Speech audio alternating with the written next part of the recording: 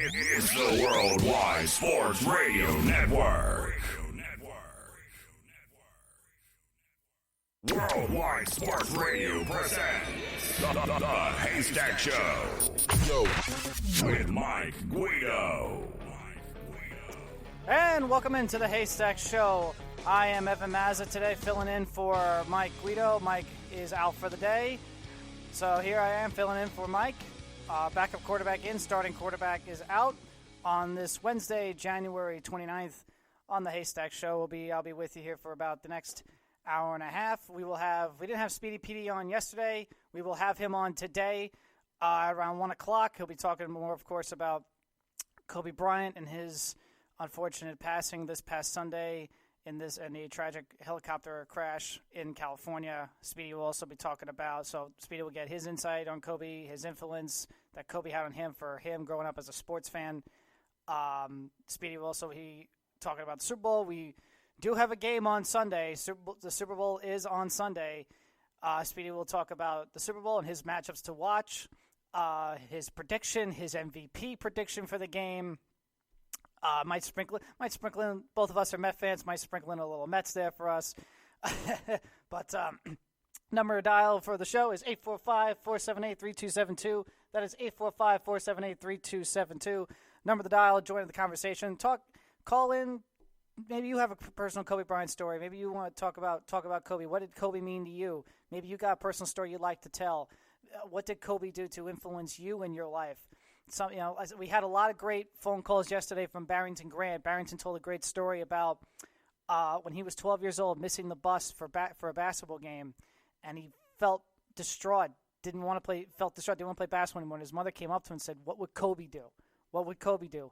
Ray called in and talked about how much Kobe meant to him, for him growing up as a basketball fan, how Ray got into basketball, and he's hosting these events at Gotham Hoops for these high school kids who are a lot of them are playing the game. I'm sure a lot, if not all, are playing the game because of Kobe Bryant, because they grew up idolizing Kobe Bryant and they wanted to be like Kobe. Of course, Renee Canales, our own Renee Canales, used to work here, grew up as a basketball fan, was there that night at Madison Square Garden, the 61-point game at the Garden, a game that the MSG Network actually re-aired last night. He talked about his experience in that game too, how he loved the game, not only the game of basketball, but grew to love Kobe Bryant. And as we continue to mourn the loss of Kobe Bryant and continue to mourn the loss of Kobe, his daughter Gianna, the John, Kerry, and Alyssa Altabelli, Christina Mouser, Arizabanian, and Chester and Sarah and Peyton Chester, all of them tragically lost their lives that day on Sunday, and we honor their lives and legacy, and we continue to mourn them. And yesterday was a continuation of that, as a lot of them around the NBA, not only around the NBA, but around the world. You had Novak Djokovic talk about how much Kobe meant to him. Ellie Duncan, we talked about Ellie Duncan yesterday and her amazing segment on SportsCenter, talking about how she was 8 months pregnant and she ran to Kobe in the locker room. She ran to Kobe, and Kobe is just smiling, laughing, having fun, saying, "Wow, that's great, that's great." You know, what is it? And Ellie tells him it's a girl, and Kobe gives her a high five. You know, girls are the best. You know, girls are awesome. I got three. You know, I got girls. Girls are the best. I'll have 5 of them, 6 of them.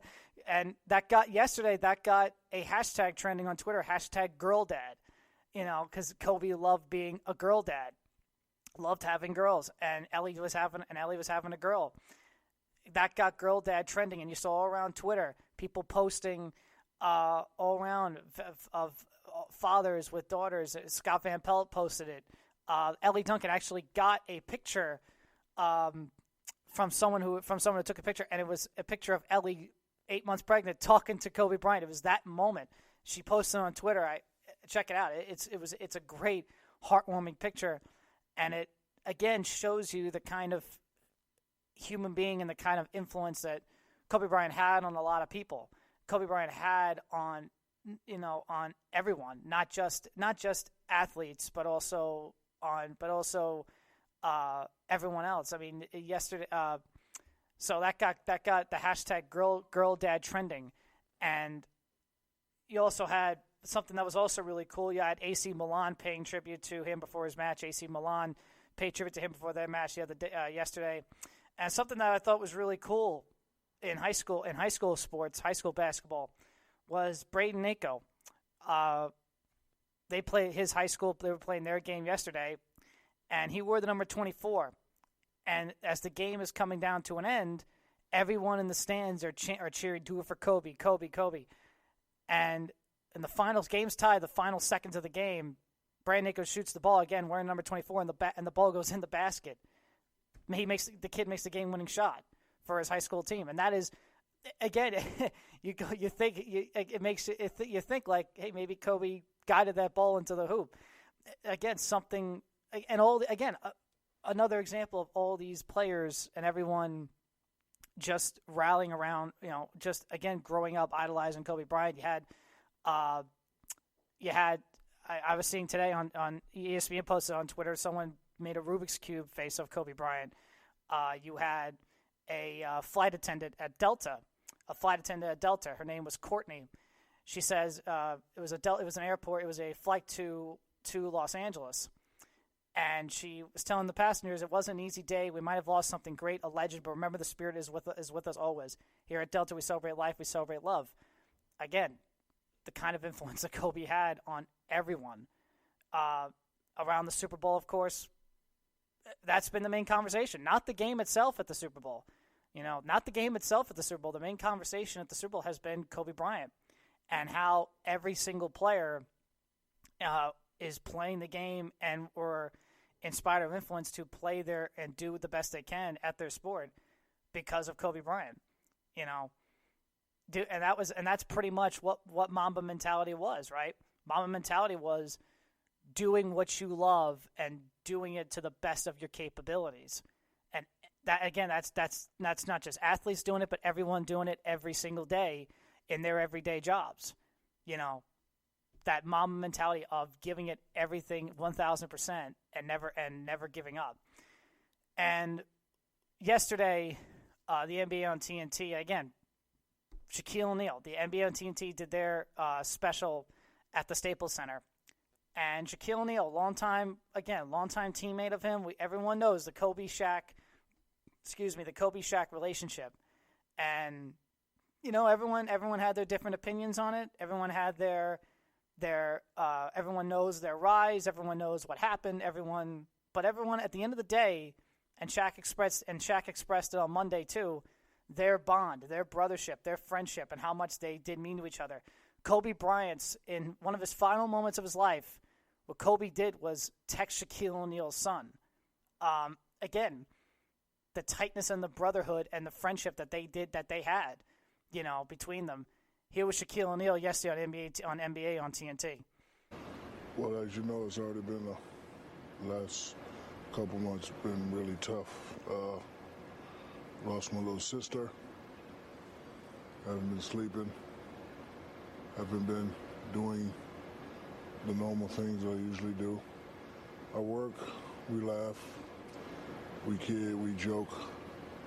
When I get back home and look at reality and say she's gone, it just hurts.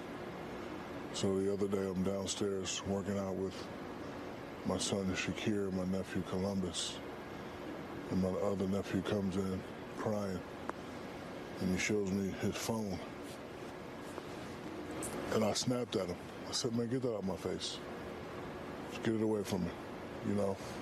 We live in a world where anything could be photoshopped, anything could be hoaxed. I didn't want to believe it. And then I got the call from you, Charles, Kenny. Everybody called me. And then we found out it was confirmed. And haven't felt the pain that sharp in a while. 47 years old. Lost two grandmothers. Lost a Sarge, lost my sister. And now I lost a little brother. We Our names will be attached together for what we did. People always ask about our relationship, and I tell them it's just like me and Charles. You got two strong-minded people that are going to get it done their way. They're going to say certain things. The respect will never be lost. But when it comes to be inside the lines and win, that's what me and him, that's what we did. That's what me and Charles, that's what we do. It was sort of like a triple stabbing to the heart, because after you cry and wonder about that, then I get back on the internet, Rick Fox is on the plane. So now I'm sick even more. I'm calling Rick, he's not answering. So now I'm like, what's going on? And then the final blow, his lovely daughter was with him on the helicopter. You know, every time I saw his lovely wife and his kids, same thing I do with Kenny's kids and D-Wade's kids. Hi, my name is Uncle Shaq. I don't know if they know me as a basketball player. It doesn't matter. Hi, I'm Uncle Shaq. I try to make him laugh. And he would do the same thing. Sharif called me devastated and said, Kobe, just text me to check and see how he's doing. And he used to do that from time to time. You know, it just makes me think that in life, sometimes instead of holding back certain things, we should just do.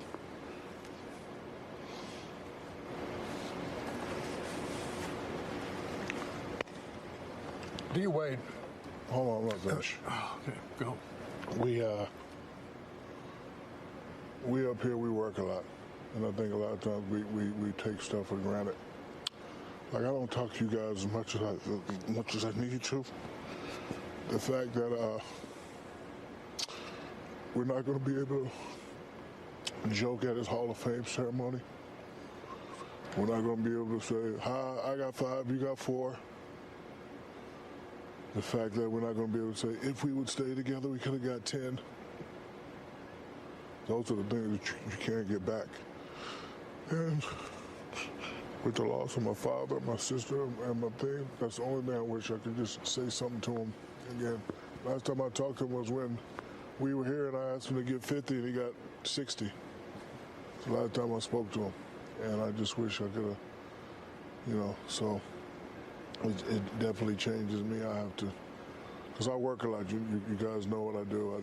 I work probably more than the average guy, but I just really have to now just take time and just call and say, I love you. Rick Fox finally called me and said, man, I love you. B. Shaw called me. So I'm going to try to do a better job of just reaching out and just talking to the people rather than always procrastinating, because you never know. And again, Shaq's right. He's 100% right. Better. Shaq's a man who's experienced loss before in his life, in his family. We all have, and it's what Shaq says again goes back to what Jay Williams said on SportsCenter on Sunday after it happened. You know, love your family, love your friends, and always make sure to call them up and give them when you see them, give them a hug and tell them how much you mean to them. Because again, you never know what tomorrow is going to bring. And Shaq had it was Shaq and Kobe back then. It was Shaq and Kobe. And they had a friendship. Yeah, they fought. We all fight, right? We all fight with our best friends. You know, fight with friends. We have our, arguments, siblings, especially siblings. Siblings will fight with siblings all the time. But the bottom line is, we love them. And the bottom line is, we care. And the bottom line is we give them a hug and tell them how much they mean to you. And that's how, again, we need to go through things in life every single day. And Kobe did that with his family. Kobe did that with his friends. And what was Kobe doing in his final moments of his life?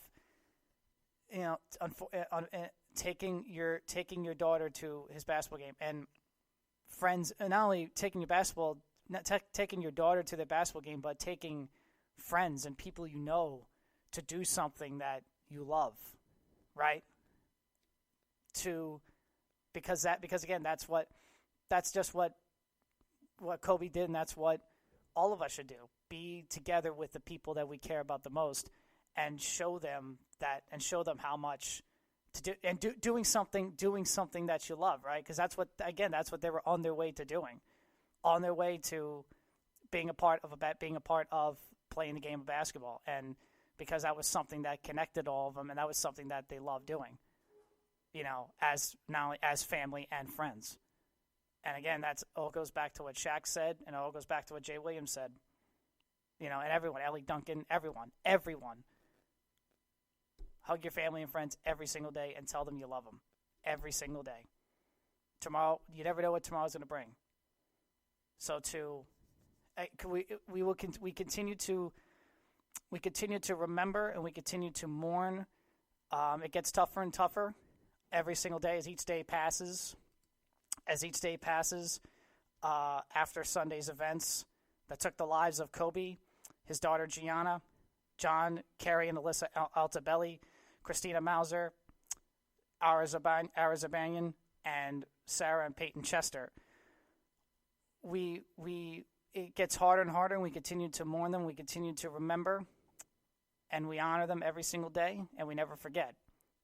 And again, it's just another example. Again, make sure to hug your loved ones every single day, and because family and friends is the greatest thing in the world. And attack every single day like Kobe would, like the mom, like with that Black Mamba mentality, every single day, as we continue to mourn them, as we continue to mourn them after Sunday's horrible, tragic events in California. Coming up next on the Haystack Show, we will get into the Super Bowl. The Super Bowl is this Sunday. Between the 49ers and the Kansas City Chiefs. Coming up at 1 o'clock, we will have Speedy Petey on. Speedy Petey coming up next. We'll get his thoughts on Kobe Bryant and and the tragic accident on Sunday, and his thoughts on what he thinks will happen in the Super Bowl. Super Bowl between the 49ers and the Kansas City Chiefs. We'll be back after this. It's the Haystack on the Worldwide Sports Radio Network. It's the Worldwide Sports Radio Network. You're listening to the Haystack Show on the Worldwide Sports Radio Network. Back at you on the Haystack Show on this Wednesday, January 29th. On Super Bowl Sunday, on Super Bowl week, for the Haystack Show on Wednesday. Number to dial, call in, 845-478-3272 to join the conversation, 845-478-3272. Call in, talk about Kobe. What did Kobe mean to you? What did Kobe mean to you as a fan? What did Kobe mean to you growing up? How did Kobe inspire you in some way in your life? If you want to call and talk about the Super Bowl, talk about the Astros looking like they're about to hire Dusty Baker, and all that stuff. Actually, we'll talk more about the Super Bowl, and we will talk more about the Astros, and looking like that they're on their path to hiring Dusty Baker, and what that means for the Astros, what it means for Dusty, what it means for the Astros and the team as they continue to move forward from the cheating scandal situation going on over there.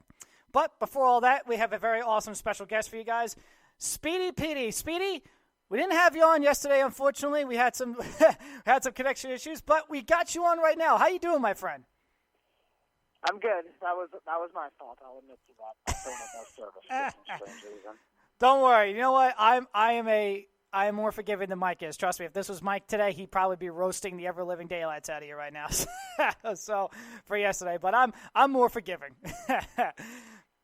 But I want to before we get to the Super Bowl and before we get to your pick on the Super Bowl, I want to hear about your MVP. Before we get to the Super Bowl, we gotta talk to you about Kobe Bryant, and I want to ask you. Yesterday we had a lot of great things to hear from Kobe from Barrington Grant, Ray Anzelowitz, and Renee Canales. I want to hear how Kobe influenced you. What did Kobe mean to you as a sports fan, Speedy, growing up as a kid? Because you and I are around the same age. What did he mean to you as a sports fan, Kobe Bryant? Well, he was definitely an iconic player. I think he's definitely an iconic face across the league, a popular name throughout. Definitely, when you look at the NBA, you look at the star at the time. And basketball was something that I didn't really get into until I started playing. So it was, among the four sports, it was the last one for me, so I didn't get to see all of Kobe's prime. But I remember the 2008-2009 season, that NBA Finals, whenever they played against the Celtics, him just dominating that series pretty much on his own with that, because that Celtics team, I'm a Knicks fan, so I couldn't stand them. I couldn't stand the big three. They were annoying, and I wanted the Lakers to beat them so badly. And I didn't really like the Lakers specifically either, but I just wanted to put on the show. And the show that Kobe Bryant put on in that finals, I think, really showed even more a great player he was. So I knew he was a great player.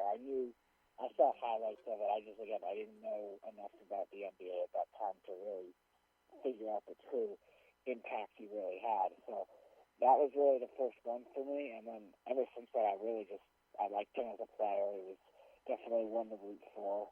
I mean, the Lakers as a whole, just all the titles they won, I didn't really like the team, but I always liked the player after that. And that, I don't really have as much of a specific memory of him, but in terms of that I think it was 2008-2009 NBA Finals, that really said, all right, this guy can do pretty much anything, and he showed it on the court. And then just off the court as well, he just influenced so many people as a whole, so many different types of people in different professions, and I think he really meant a lot, and that's why you see not only that city, but just really the nation.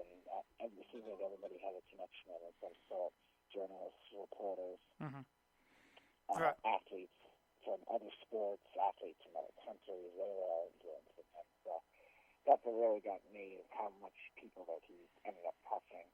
And the fact that the death was uncontrollable, so that's what made it even more sad for me.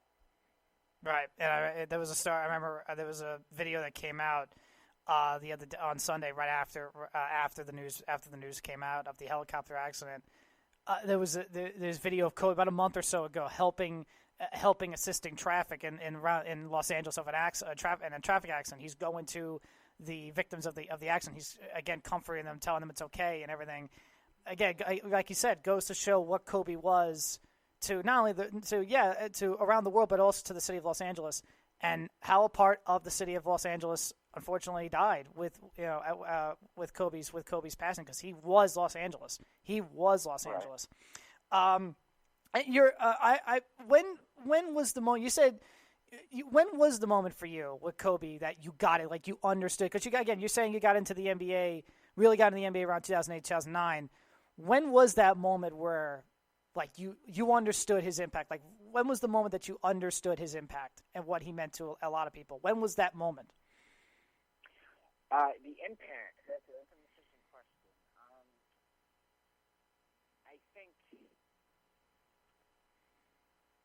I think really in terms of the impact for everybody, it was probably a little later in his career. I definitely think with a lot of the younger players that Lakers had later on, him still trying to be a leader for all that, I think really was a big deal.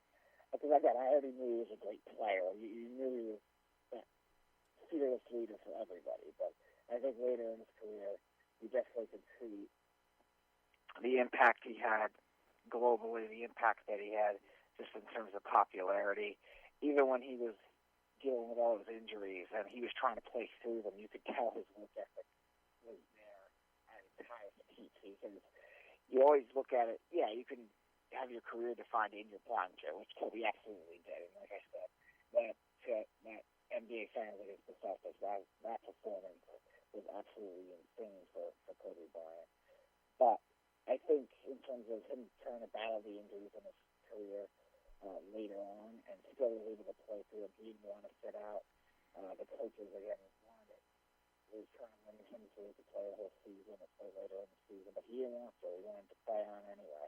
and that just really showed his toughness as a whole. And I think that really inspired a lot of other players to do that. I know we're seeing conflicts now with load management and conflicts now with minutes restrictions at times. And today's NBA, just with the way that the NBA has changed with the analytics, but Kobe inspired some of the ones that don't want to get involved in that. They want to keep playing no matter what happens. They want to keep playing through the injuries.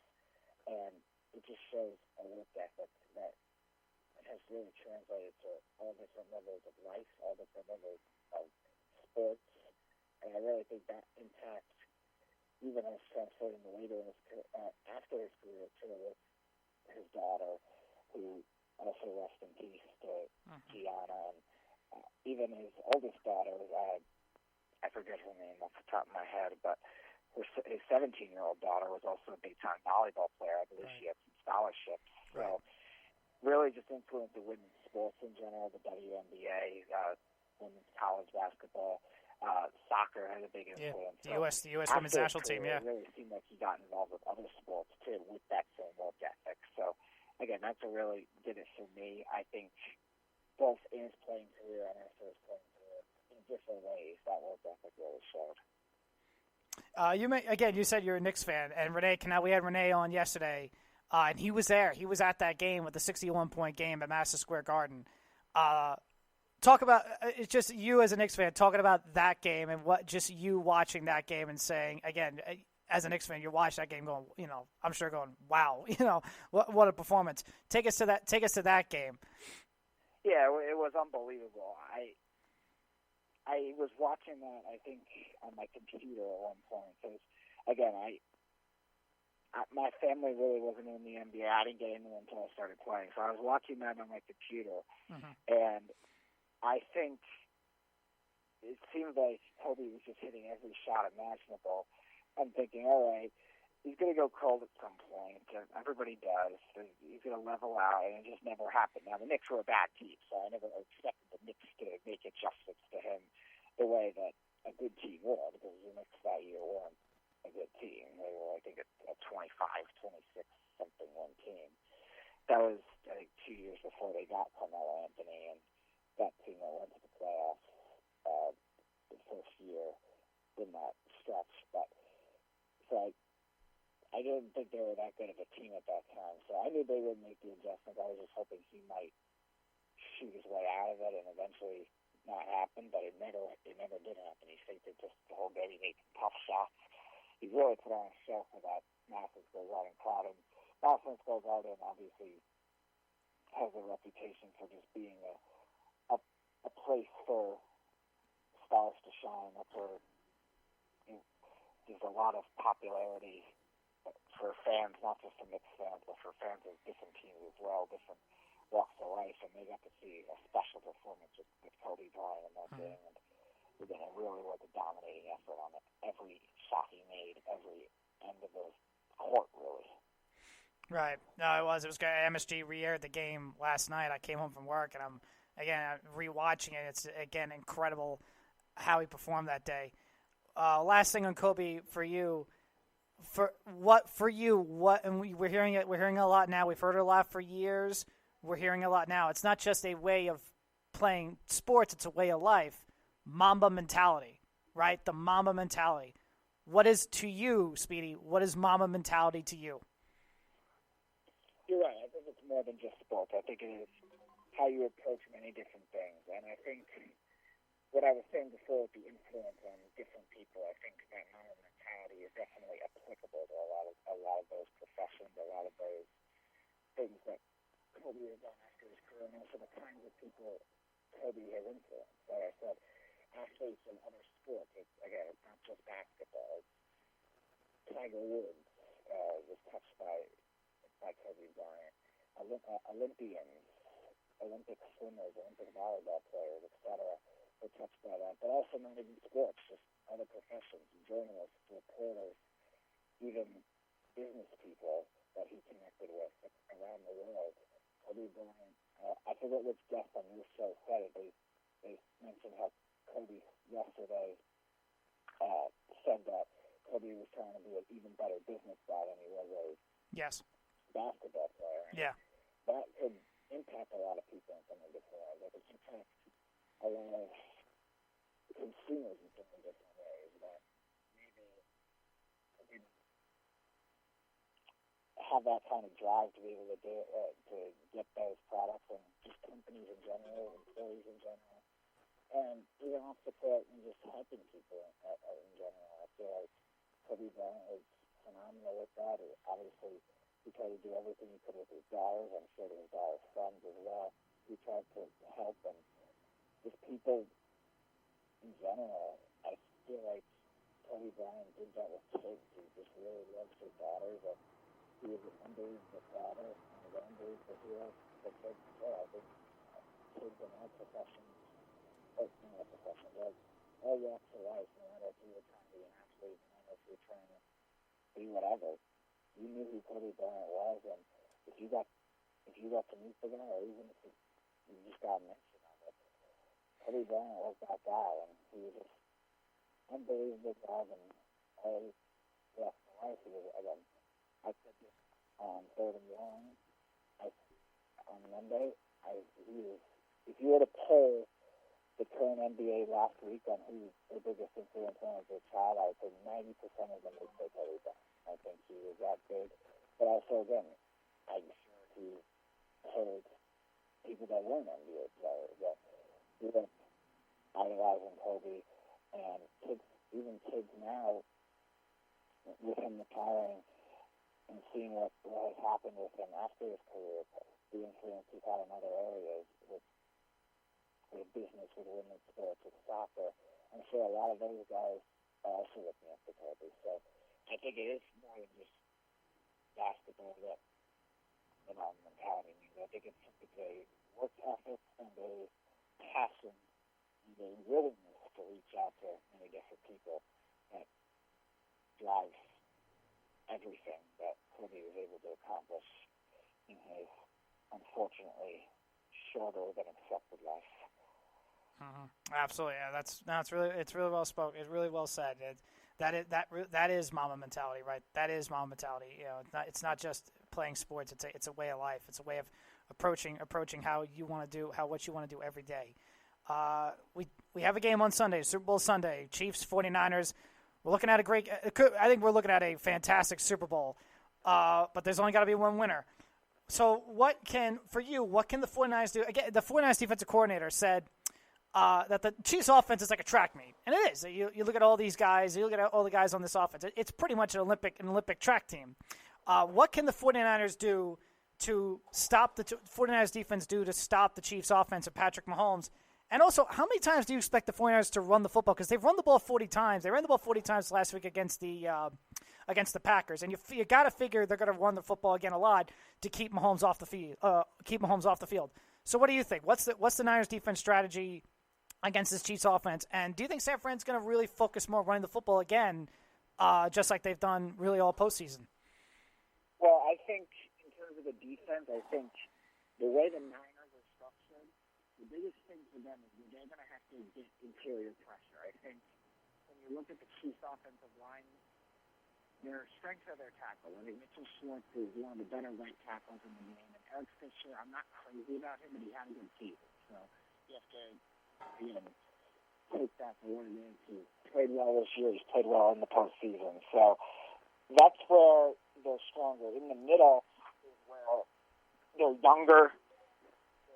They center. They have some new guards. So if the 49ers can get that same interior pressure, that's what's going to make it very hard, because you're right, the Chiefs, with their slot receivers, with Mahomes being able to move left and right and throw from different spots, those slot areas could be voided, and the Niners have a linebacker who's good in Kalon Alexander that can definitely take away one end, and Fred Warner is another one, but again, if that interior pressure doesn't get there and Mahomes starts rolling out and starts running like he did against Tennessee, if they have to bring up a spy, that's not going to help anything either.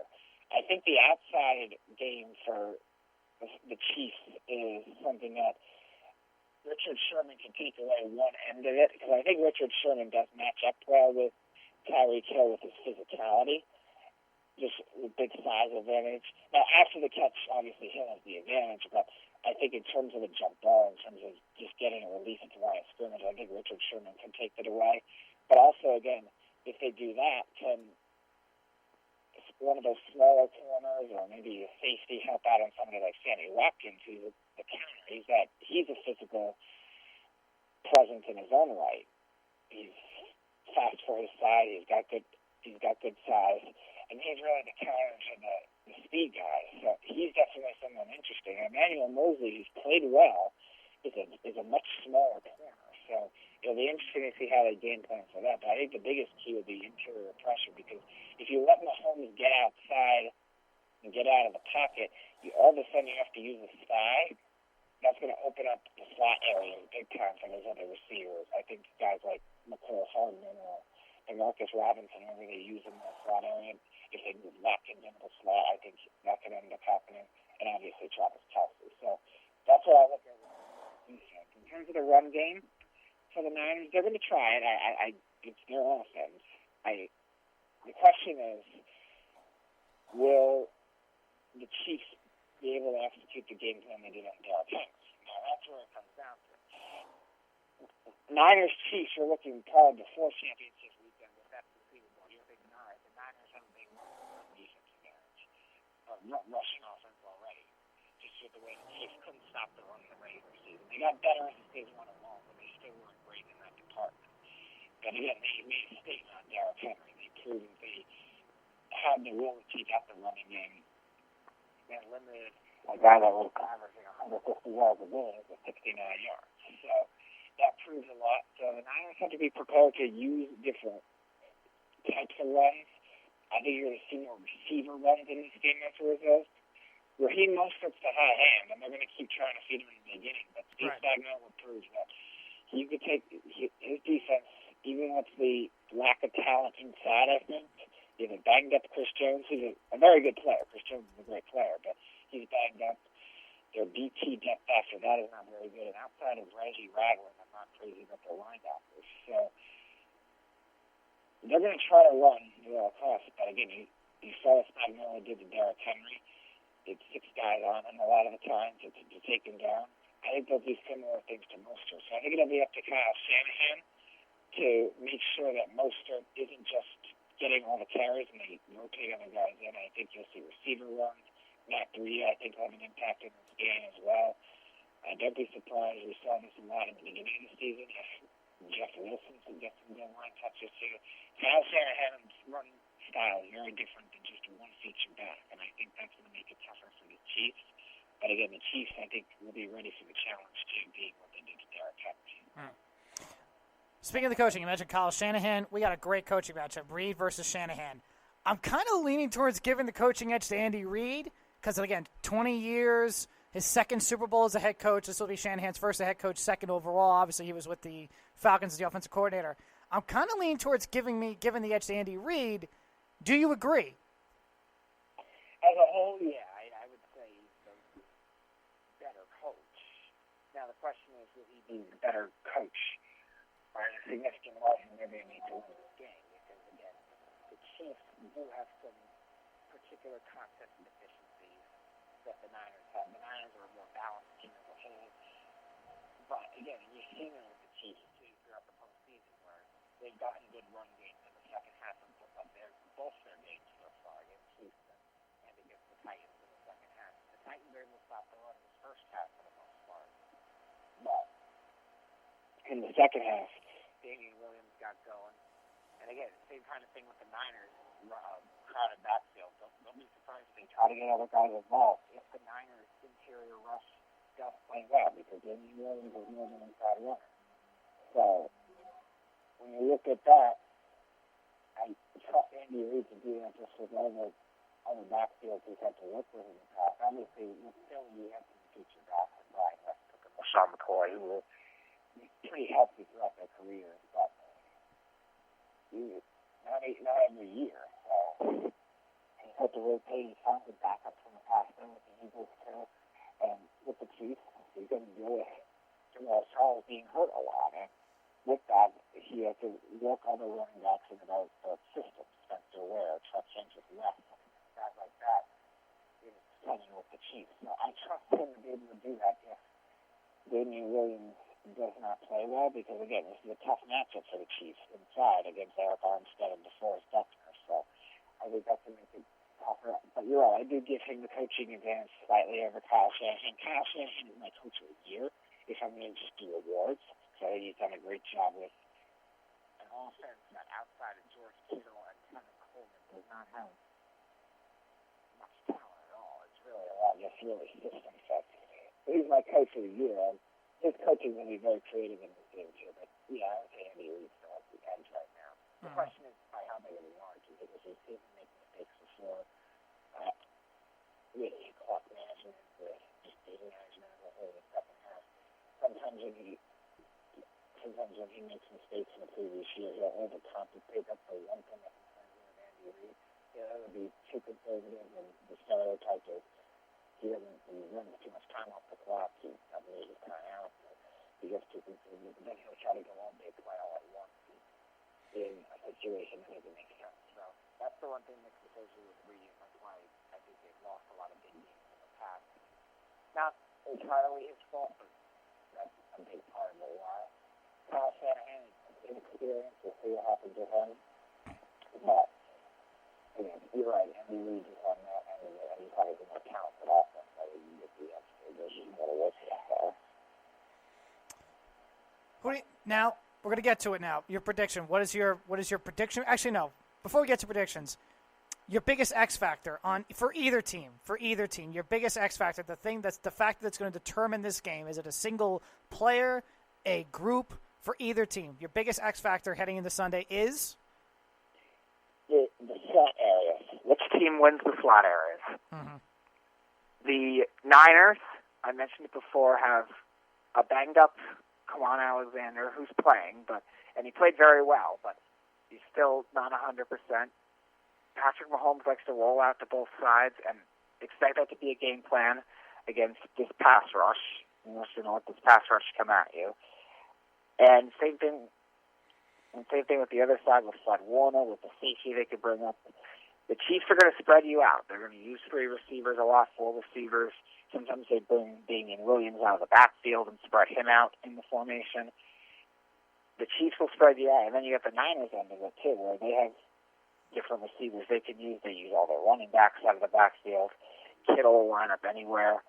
And the Chiefs' outside linebackers are not great. And if they can game plan for it well, if Spagnuolo can adjust for that, because, again, you're going to have to adjust to stopping the run, you're going to have to adjust to Kittle. So there's a lot to do. But if those guys can play well, whether it's Hitchens, whether it's somebody like Dorian O'Daniel, maybe Daniel Sorensen comes out and plays a box safety role, because the Niners don't throw the ball deep very often. So you could bring your guys up and maybe just leave Honey Badger deep, or I don't think Juan Thornhill is eligible to play. I think they put him on season-ending IR, but they leave one guy deep, or even just, again, try to spread him around and try to disguise what they're going to do. Regardless, they use those slot areas a lot, and even in the run game, they will use those outside zone plays, jet sweeps with the wide receivers. So I think whichever team gets more, leverage in those slot areas with their play calling and just with their talent, their unknown talents, I think we'll win this game because of the way these two offenses operate with all the motion that they do. Kyle Shanahan leads the league in motion percentage for his play calls, and Andy Reid's not that far behind, always has been a big motion guy in his career. So expect them to be utilizing those slot areas a lot. The Chiefs with the talent, I think, and the Niners with the way they have the concepts, but also the Chiefs with the concepts, too, between Reid and Eric Bieniemy. So I think whichever team defensively, and obviously offensively, too, but especially defensively, can win those slot areas, I think win the game. So the winner of Super Bowl 54, according to Speedy Petey, is? I am going to take, by a score of 27-23, I'm going to take the Chiefs. Chiefs. I think Mahomes proved a lot against tough coverage schemes for the Titans. And Robert Sala's going to do a lot of the same things, but I'm going to tell you this, the Niners in their secondary, I don't think are going to have as much talent, and Mahomes is still able to make tough throws. And I do think they proved a lot with Spagnuolo stopping the run, where they add another end of it to their defensive coaching. Kyle Shanahan's a great offensive coach, but again, this style is run the ball in comparison to throwing the ball. And the other thing, too, is the Chiefs have corners that can run with the Niners receivers if it comes down to that. And Bashaud Breeland can be a physical guy at the line of scrimmage. So I think that ends up making a difference, too. But I think the ultimate difference, is Mahomes with the way he makes those tight window throws. I think as well as Sammy Watkins, too. Just with his size, I think will really make a big difference in this game. And I think the game planning with the Chiefs is going to be very, not bend, don't break defensively, but they're going to make sure that they don't give up the chunk plays, and I think that's going to cause the Niners to have to settle for field goals more. So I'm going to take the Chiefs. Super Bowl MVP? I'm going to say Sammy Watkins. Really? Interesting. Sammy Watkins, yeah. Interesting I think pick. his size really is going to make a big difference in this game. And what you said was a track meet, unless Richard Sherman is on him, but I don't expect him to be on him. I expect him to be on Hill. So I think his size really makes a difference. The Niners corners after Sherman are small guys, and I think you're going to see him win a lot of jump balls. But you also see him using the yards after the catch roll too, as well in this system. I think he has a big game. I see him catching a touchdown in this game. And I think he'll get MVP. I do. I like it. Hey, I like it. Bold. Sammy Watkins will be the 8th wide receiver to win Super Bowl MVP. Also, the second one in a row after Edelman last year. I'm kind of going. I'll make my pick on Friday, but I'm kind of going bold here. I'm going tight end to win Super Bowl MVP because I love the matchup. We got George Kittle against Travis Kelce. So I'm going with one of them to win Super Bowl MVP. Question is, I can see that based on the matchup. I think especially with the Chiefs. If the Niners win, I could definitely see Kittle being the MVP. The question is, again, because there's such focal points in the game planning, too, will they be able to dominate against those coaches, too? Because this is two staffs that have really just great coaches across the board, too. So I feel like it won't be a star player this time around. I feel like it'll be a breakthrough. It wouldn't surprise me if it's any of the slot receivers, like I said, for Kansas City, or even the Niners, too. It could be a guy unexpectedly if they win the slot areas. But just with the size advantage and how well he did against Tennessee, I'm going to give it to Watkins. I think it'll be Watkins. I don't think we talked about it the last time you were on the show, but the New York Giants hired Jason Garrett as just a reminder, the New York Giants hired Jason Garrett as their offensive coordinator. Also brought in Freddie Kitchens as their tight ends coach. So, I guess from the sound of that, you're really, really happy that Freddie Kitchens is now on board. But Jason Garrett, offensive coordinator. Yeah, definitely. Jason the Garrett, only head coach that I think was worse than Ben McAdoo. Oh, my goodness. But Jason Garrett, offensive coordinator now with the Giants, as an offensive coordinator, was pretty successful with the Dallas Cowboys. It's one of the reasons why biggest reason why he became a big head coaching candidate for a lot of teams over in the mid-2000s and 2010. Offensive coordinator Jason Garrett for the Giants, how do you like the move? What's your reaction to it? And how do you think he could help Daniel Jones into the future and into next year? Well, in terms of the move, I don't really like it for the Giants. I don't think he would have been a bad offensive coordinator wherever he went. I think there are some teams I think that he would have been a good fit for. I think the Vikings were one of the teams I think that would have fit well with him. I think they just needed a more violent style of team. So a team like the Vikings, who are seeking an offensive coordinator, I think the Chargers are seeking an offensive coordinator position. And even though they won't sure there's a good chance they bring in a veteran quarterback in free agency. So I think one of those kinds of teams would have been a good fit for Jason Garrett. I just think with the Giants being an all young offense all at once, I'd want a guy that would help with this newer concept. It doesn't seem like Jason Garrett has really evolved into the newer concepts as much. He's really stuck to his style and very efficient offenses that Dallas has had, but again, it's offenses that they weren't good play calls and game plans all the time, and that's why he ended up getting fired as a head coach, really. exactly. Even though he's had some good records at times. I mean, yeah, he's 12-4 season, 13-3 season back in 2016. So he's had good records as a head coach, but again, in terms of the game planning, sometimes it seems very lopsided, and the Cowboys, they're very streaky, and I think in terms of his style of coaching as a whole, in terms of his style of offensive play calling, I don't know if it's what a young team needs. I think there will be something maybe for a veteran team. Because you saw him evolve more with Dak this year. I don't think it was just a heavy team with these got 300 carries and really just led the offense. You saw Dak be able to expand his game more this year. And the other receivers, I think, expand their game more as well. But still, I think that's something that's still even a more traditional offense in the sense where I think with the veteran guys that they have there, and being a perfect game in the run game, they have that kind of thing. And I think that would fit better with a different team. I don't think that really fits with what the Giants like to do. Because, again, remember when he was offensive coordinator with Dallas, before he became a head coach, there were a lot of veterans on that team. It wasn't a young offense. Tony Romo was a young quarterback, but they had an older receiver in Ray Williams, an older receiver in Terry Glenn. They had Jason Witten, he was in his prime, but he was still 30 years old. Running backs that were 28, 29, and Marion Barber and Julius Jones. So they had older talent there, and I don't think the line was very good, but they were on the other side, too. So I don't know if he's the right coach for a younger team. And the Giants, I think, needed somebody to help conceptually.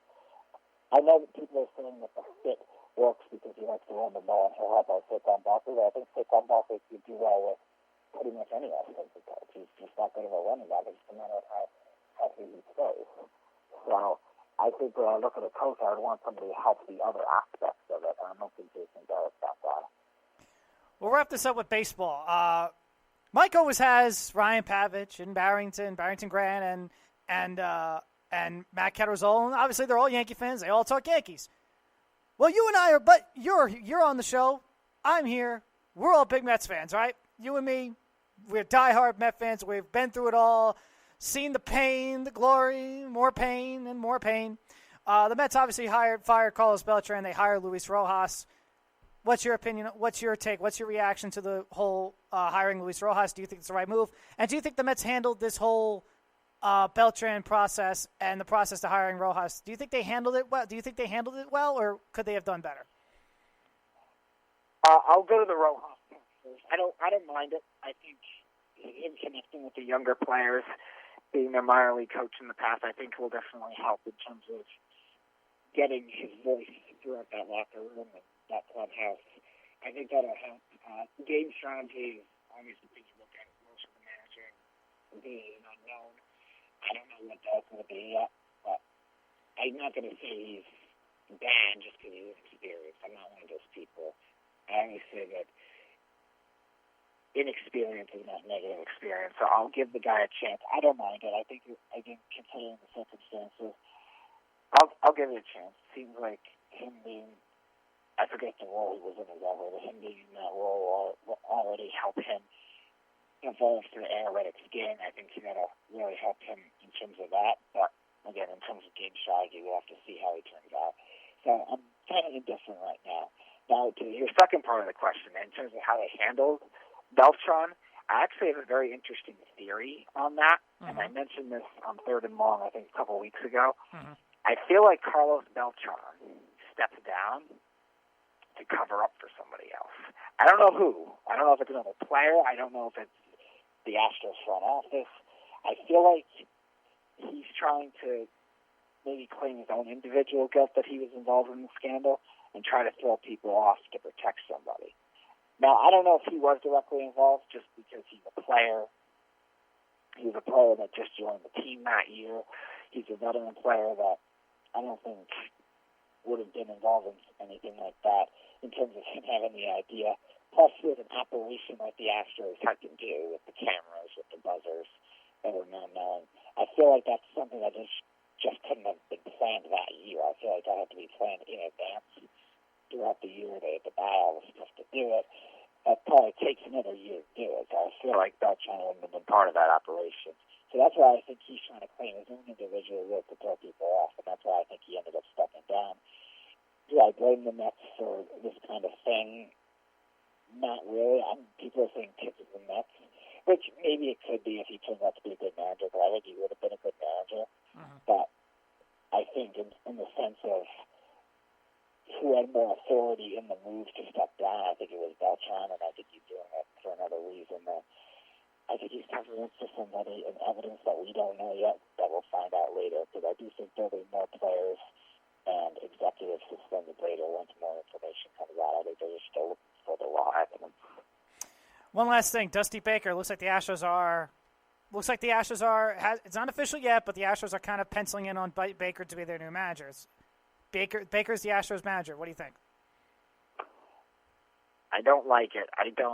Because if the Astros do want any shot at this whole redemption thing, if their players do get away with not getting suspended throughout the year and they do end up staying competitive, I think Baker's not a good playoff manager.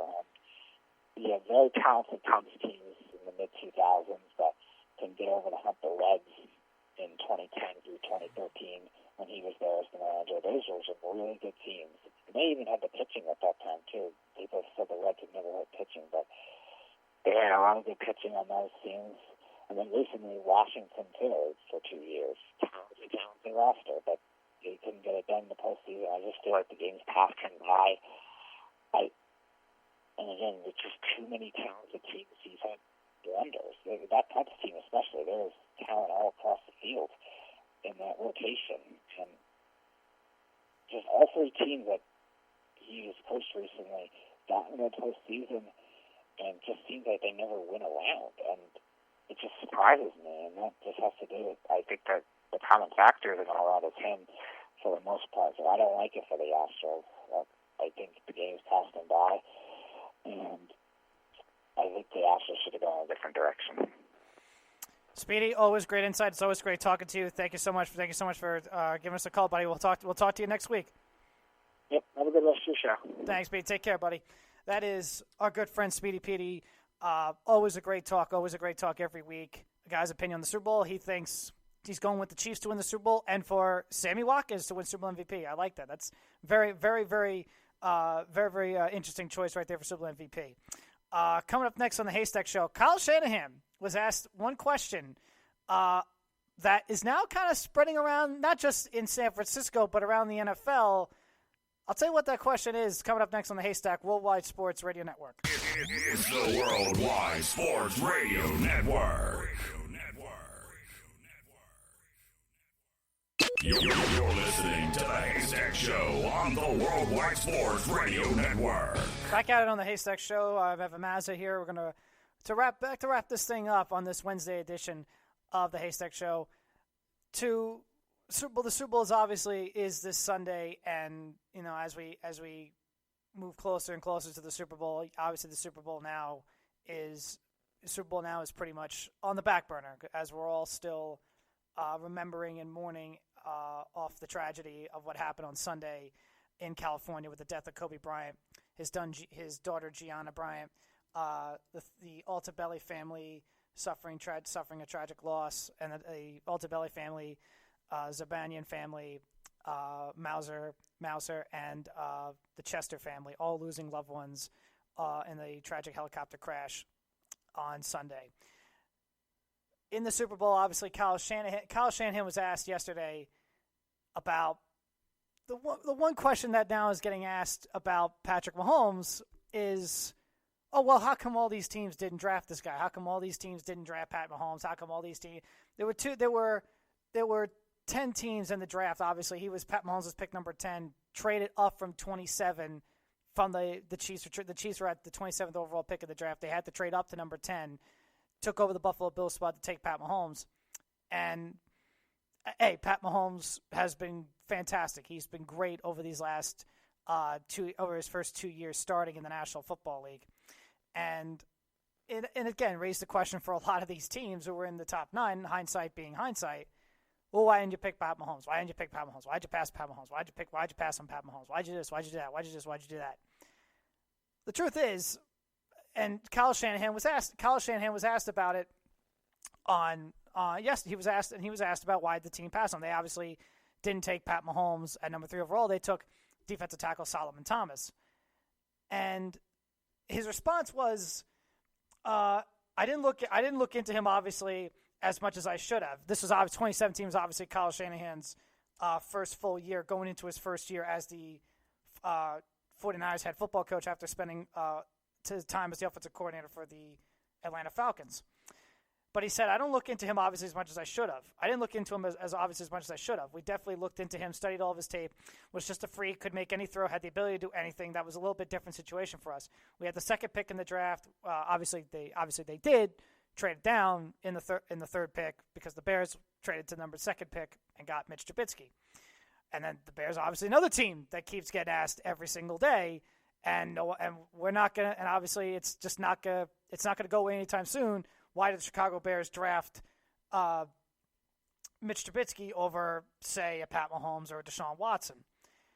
And so Shanahan finished it off by saying, we did not feel like, from all the intel that you get and stuff, that he was going to go that high.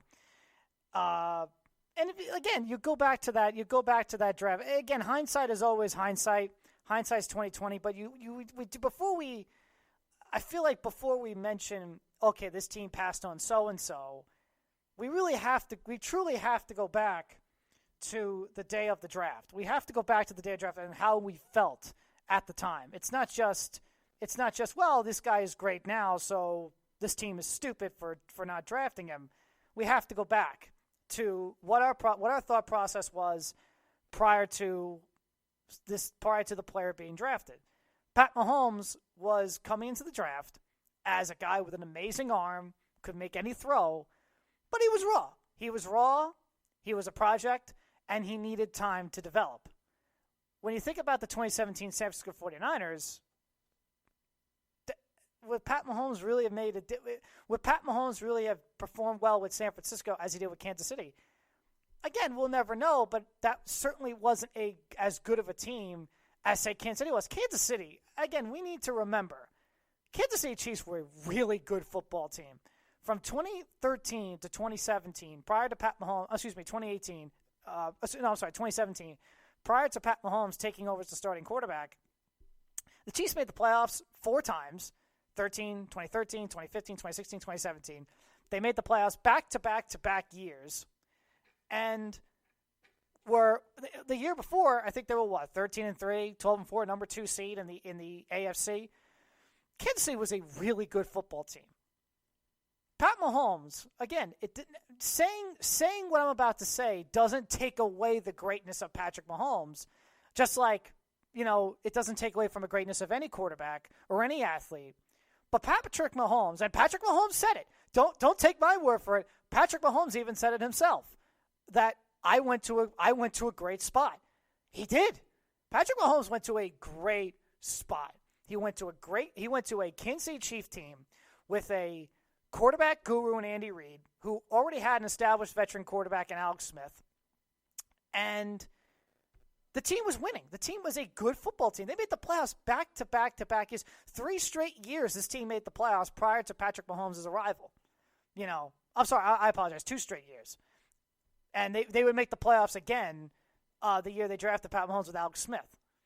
Okay. So prior to Pat Mahomes officially taking over as the starting quarterback, they made the postseason 3 straight years. 2 straight years before Pat Mahomes was drafted, made it again with Alex Smith in his final year with the Chiefs in 2017. Patrick Mahomes sat behind a veteran established quarterback in Alex Smith and a quarterback whisperer, a quarterback guru in Andy Reid. Patrick Mahomes can sit back, develop, and take over as the starter in 2018. And that's exactly what happened. So, if he were to become the starting quarterback of the 49ers, he would have had to start right away. And again, while we love Kyle Shanahan, we think he's a fantastic coach, and he is. He's a fantastic head coach. That still would have been a tough situation because San Francisco, again, wasn't a very good football team at the time. Didn't really have much talent around the offensive positions. And you had a first-year head coach in Kyle Shanahan. Great offensive mind, but a young first-year head coach, and you would have had to start the season off with maybe a rookie quarterback or, possibly maybe a rookie quarterback. You didn't really have an established veteran. You didn't really have an established veteran to start week 1 at quarterback for you. You really didn't at the time for the 49ers. So, but the Chiefs did. They had Alex Smith. The Chiefs did.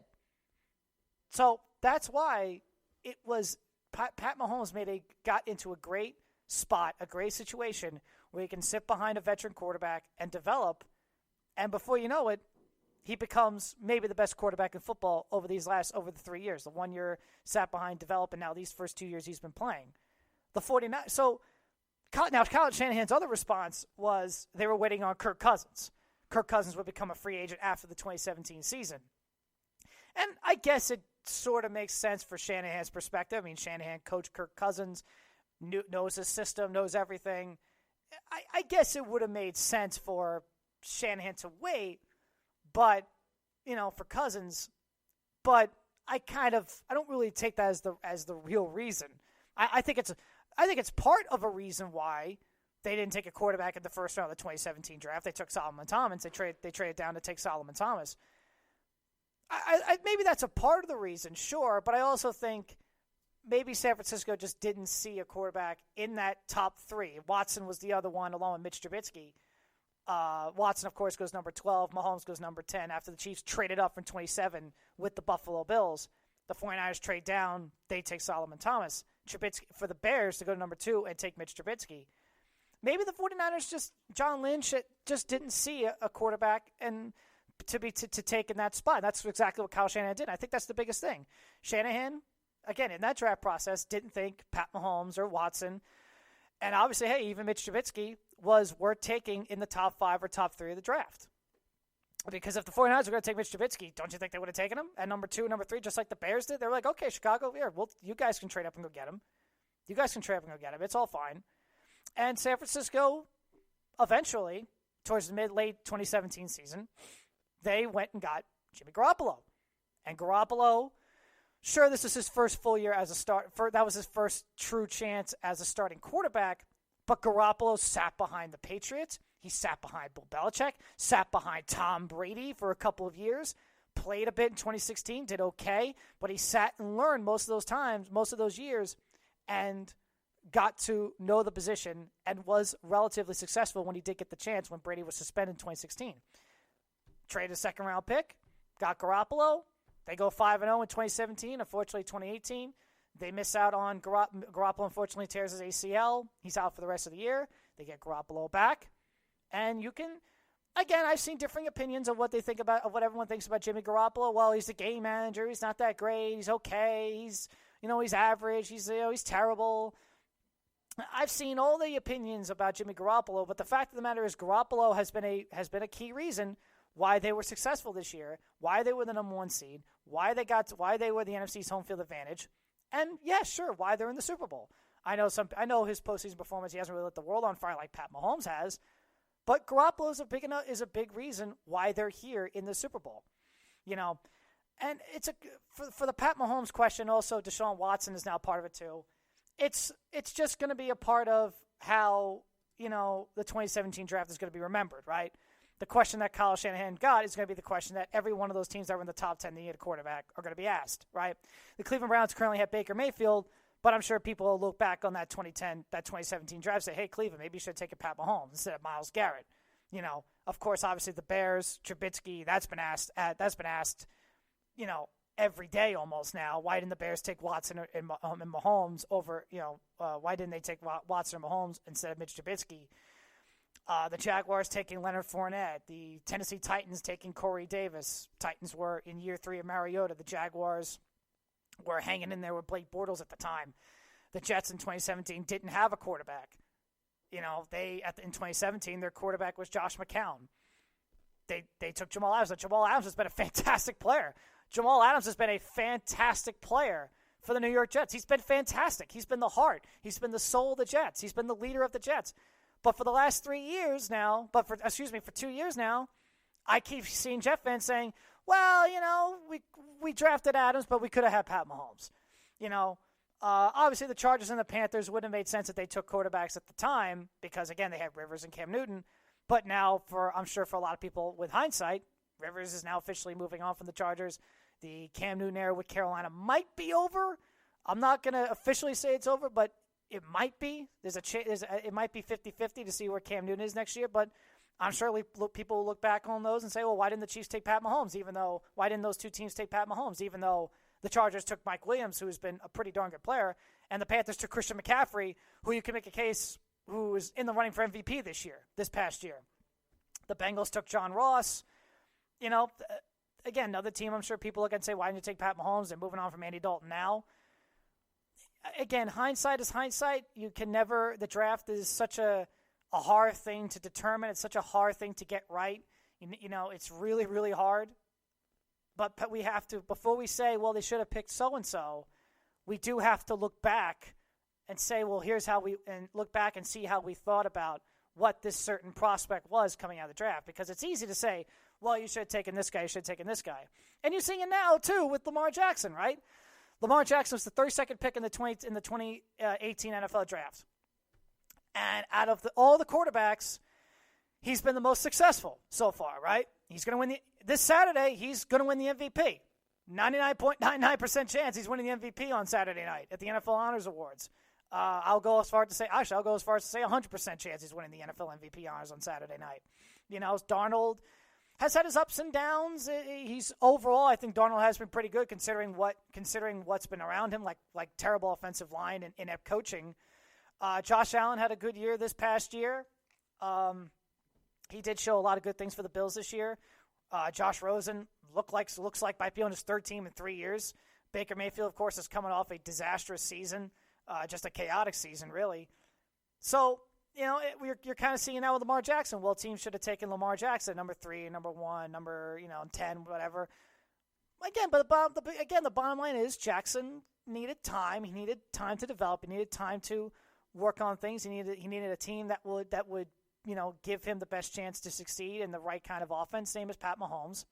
And they both got into good situations with Reed and the Chiefs and Harbaugh with the Ravens. And so far, so good.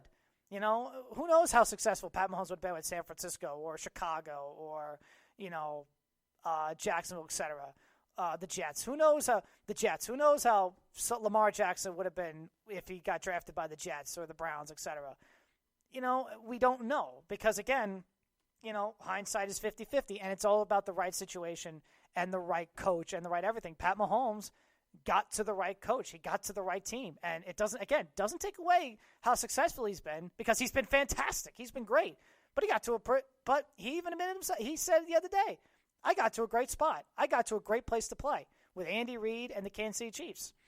So it's a question that's going to be asked a lot to Kyle. It's a question that got asked to Kyle Shanahan. And it's going to be asked around the NFL. Hey, why didn't you draft Pat Mahomes? Why didn't you draft Deshaun Watson? Why didn't you draft so-and-so? It's just, again, a part of the hindsight process that we always see in sports. It's unfair because, again, you just don't know what the draft, and the draft, you just base off your film analysis of what you saw of the athletes coming out of college. Quarterbacks is extremely hard to get right. Getting a quarterback right is maybe the hardest thing to get right in all of sports, whether it's via the draft, free agency. It's especially coming out of the draft. It's incredibly hard, but it's just something that's going to be talked about for a long time. And hey, if Pat Mahomes and the Chiefs, like Speedy Petey thinks, wins the Super Bowl, how many people in Chicago are going to be saying, "Oh my goodness, we should have drafted Pat Mahomes"? How many people here in New York? I think the Jets have a great quarterback in Sam Darnold, but there's still Jet fans that say, oh, we should have drafted Pat Mahomes instead of Jamal Adams. Jamal Adams and Sam Darnold are the two cornerstones of the Jets franchise. But unfortunately, that's not what you hear from some Jet fans and some people around New York. And some people around New York, it's, oh, well, if they had Pat Mahomes, my goodness, they'd be great. They'd be a playoff team. Sometimes in reality, it's always the right situations.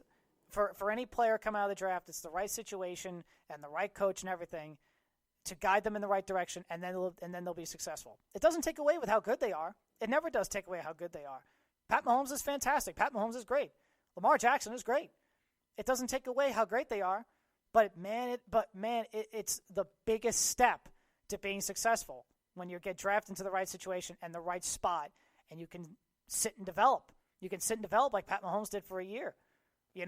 Behind an established veteran quarterback, and then take over the following year and become maybe the best quarterback in the NFL. So again, we kind of have to put things, before we say, well, they should have did so-and-so, we really have to put things in perspective. You know, it's just a reminder, put things in perspective and look back on the draft and say, well, here's how they were coming out of the draft. Instead of looking at where they are now and saying, well, they should have drafted this guy, you know. So, but before we wrap things up on the Haystack Show, our thoughts and prayers to the Bryant family, to the Altabelli family, to the Mauser family, to the Zabayan family, and to the Chester family. You guys are all in our thoughts. You guys are all in our hearts. You guys are all in our prayers as you as a family continue to go through this really difficult process after the events that happened on Sunday. You guys are all in our thoughts. You guys are all in our prayers. And to Kobe Bryant, to Gianna Bryant, to John and Kerry and Alyssa Altabelli, to Christina Mauser, to Ara Zabayan, and to Sarah Chester and Peyton Chester, may you all rest in peace. We're all thinking about every one of you. God bless you, and may you all rest in peace. This has been the Haystack Show on the Worldwide Sports Radio Network. We'll see you guys tomorrow. You're listening to the Worldwide Sports Radio Network.